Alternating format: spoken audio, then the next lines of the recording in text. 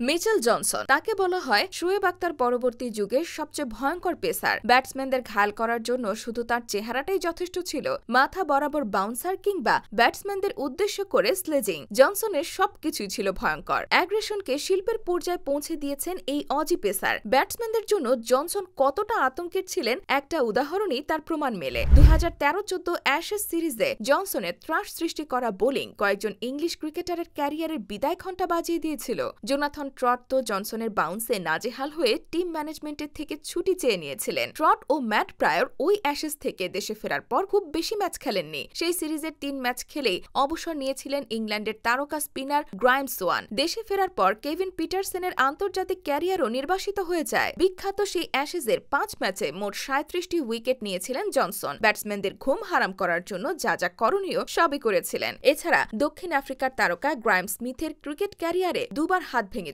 দুবারই বোলার ছিলেন জনসন। তবুও পরিসংখ্যানের খাতায় জনসনের থেকেও তার সমসাময়িক অনেক পেসার এগিয়ে। কিন্তু পরিপূর্ণ একজন পেস বোলারের কথা উঠলে ক্রিকেট ভক্তদের মাথায় জনসনের নামটাই আগে আসে। তার বোলিংটা যেমন দুর্দান্ত, শেষে নেমে ব্যাটেও ঝড় তুলতেন। 2015 বিশ্বকাপের সেমিফাইনালে ভারতের বিপক্ষে 9 বলে 27 রানের গুরুত্বপূর্ণ এক ইনিংসই তার সাক্ষ্য। টেস্ট ক্রিকেটে তার সেঞ্চুরিও আছে। এছাড়া টেস্ট ক্রিকেটের শীর্ষ অলরাউন্ডারদের তালিকাতেও জনসন ছিলেন। এই পেসারের ক্যারিয়ারে অসংখ্য সফলতার মাঝে 2015 বিশ্বকাপ জয় অন্যতম।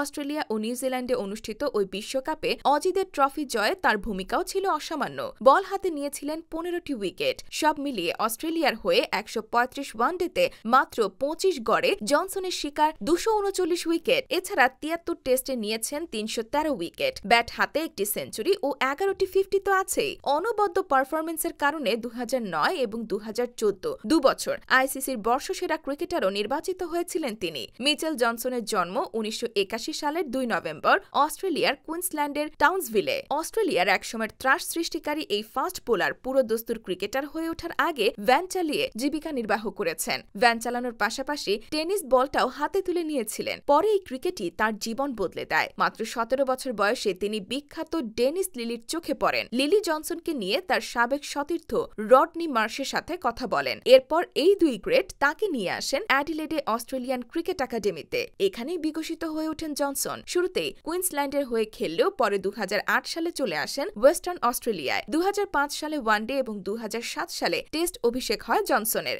অবশ্য দ্রুতই সফলতার মুখ দেখে ফেলা জনসনের ক্যারিয়ারে আর 10 জন পেসারের মতোই উত্থান পতন ছিল। ক্যারিয়ারের শুরুতে পিঠের পেশির চোটের জন্য দীর্ঘদিন তাকে মাঠের বাইরে চলে যেতে হয়। সেই সময় কুইন্সল্যান্ড তার সঙ্গে চুক্তি বাতিল করে দেয়। সে সব সামলে ভালোভাবেই ঘুরে দাঁড়িয়েছিলেন জনসন। অস্ট্রেলিয়ার হয়ে যেমন 22 গজ মাতিয়েছেন, বিভিন্ন ফ্রাঞ্চাইজি টুর্নামেন্টেও দাপিয়ে বেরিয়েছেন। আইপিএলে একাধিক দলের হয়ে খেলেছেন। 54 ম্যাচে নিয়েছেন 61 উইকেট। জনসন 2015 সালের সব ফরম্যাটের আন্তর্জাতিক ক্রিকেট থেকে অবসর নেন। এরপরও কয়েক বছর ফ্রাঞ্চাইজি টুর্নামেন্ট খেলেছিলেন। তবে শরীর সায় না দেওয়ায় 2018 সালে সব ধরনের ক্রিকেটকে বিদায় বলে দেন। যার হাত ধরে বদলে যাওয়া সেই লিলি জনসনের প্রিয় ক্রিকেটার। জনসন সম্পর্কে লিলির মন্তব্য ছিল once in a lifetime prospect. সাবেক কিংবদন্তিকে নিরাশ করেননি জনসন। গোফওয়ালা লিলির মতোই ব্যাটসম্যানদের আতঙ্কিত করতে পেরেছেন তিনি। ক্রিকেট ছেড়ে দিলেও এখনও মাঝে মধ্যে সতীর্থ এবং অন্যান্যদের নিয়ে কথা বলেন জনসন। কথাবার্তায় এখনও আগ্রাসী মনোভাবকে চিইয়ে রেখেছেন তিনি। ক্রিকেটার হিসেবে তার সফলতার মূলমন্ত্রও ছিল এটা।